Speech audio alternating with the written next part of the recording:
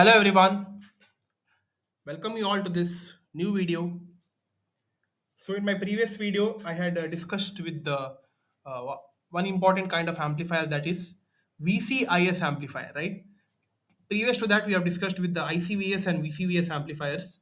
So we are left with only one important amplifier circuit, that is the current controlled current source amplifier, or it is also called as a perfect current amplifier. Okay, so that one point is discussing remaining. In that, we are going to be seeing with the basic current gain, how the current gain is defined, because here both the sides we are having currents, right, as input and output, so we won't be getting any voltage gain.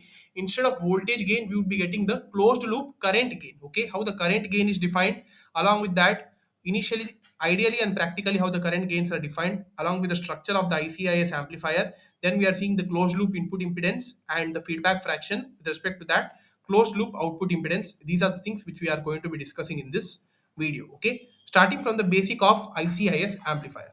An ICIS circuit amplifies the input current and produces the amplified output current. Okay, so because of the heavy negative feedback, here also it is using a negative feedback. You see here, from the non-inverting terminal only the feedback is given, and this resistance is the feedback resistance along with the load resistance. Okay, so the total feedback resistance is RL plus R2.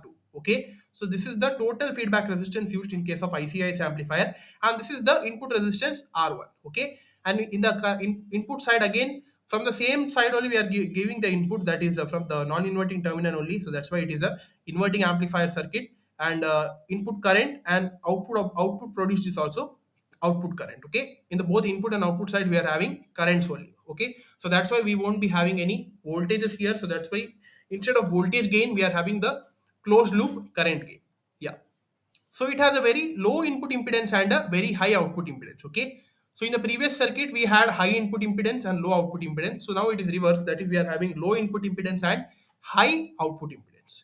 Okay, so the below figure shows the inverting current amplifier, and the closed loop current gain is stabilized, and it is given by this equation. Okay, so before, right, knowing this equation, this amplifier circuit I've told you, and you see how it is defined as closed loop current gain A of I is equal to the open loop voltage gain AVOL. Okay, initially it is not there, we know that, but the initial value for AVOL is somewhere in terms of 1 mega, right? So 1 mega means 1 lakh, so that into R1 plus R2.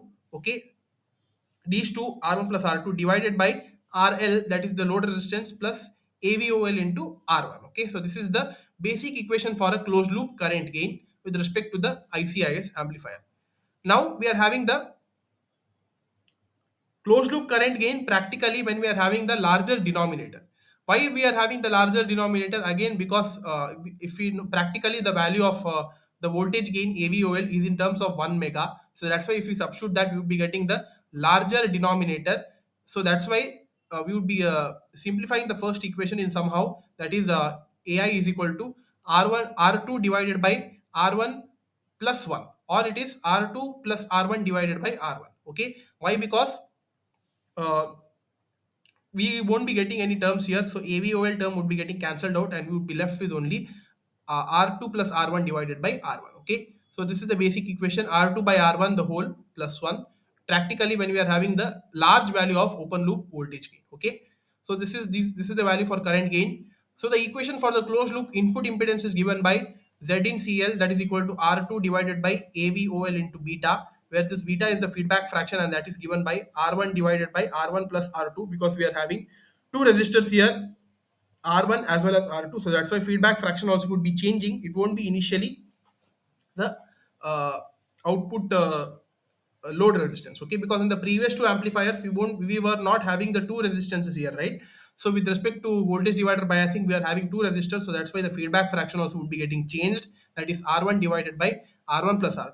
So with respect to stabilized output current which is formed, the closed loop output impedance is also defined as Z out CL, that is equal to 1 plus AVOL into R1. Okay, so for a large value of open loop voltage gain, it would be producing a very small input impedance and a very large output impedance. Okay, so because of this, the ICIS current is almost a perfect current amplifier. Okay, why it produces a small input impedance? Because AVOL, it is in the denominator side, so that's why if you multiply it with beta, the denominator would be very large, producing the small output impedance, and large producing a small input impedance and large output impedance, because R1 is getting multiplied by this term AVOL. So that's why large output impedance is produced. So that's why it is called as a perfect current amplifier. Okay.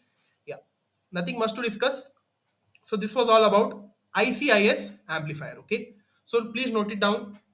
So from this point, the amplifier circuits with respect to negative feedback is done. One part of the module is over. Now this, in the second part of the module, we are going to be discussing with some of the filter circuits. Okay, starting from active filters, we are having some filter circuits to be known, that we will be discussing in the upcoming videos. First part of the module is over. So I have covered around 5 videos, I guess, with respect to negative feedback amplifiers, along with all the formulas. I have listed out all the formulas. So I have not discuss the problems, but problems are very straightforward, guys. Okay, so nothing much to discuss in problems, because if you know the formula, easily you could be solving problems directly. They would be giving you the circuit, based on that values of resistors and gain equations already you have know in the videos I've told you. So compare that and try to solve the problems. Okay, if possible, one separate video I would be solving for only for problems only of this chapter. So yeah, but since there is no time now, so I won't be solving any problems. But these many things are well good. Okay, it is more than sufficient. Oh, yeah. So in the next video onwards, we will be discussing with the active filters. So stay tuned. Watch all of our previous videos. Subscribe to our channel. Stay updated. Okay. Thank you.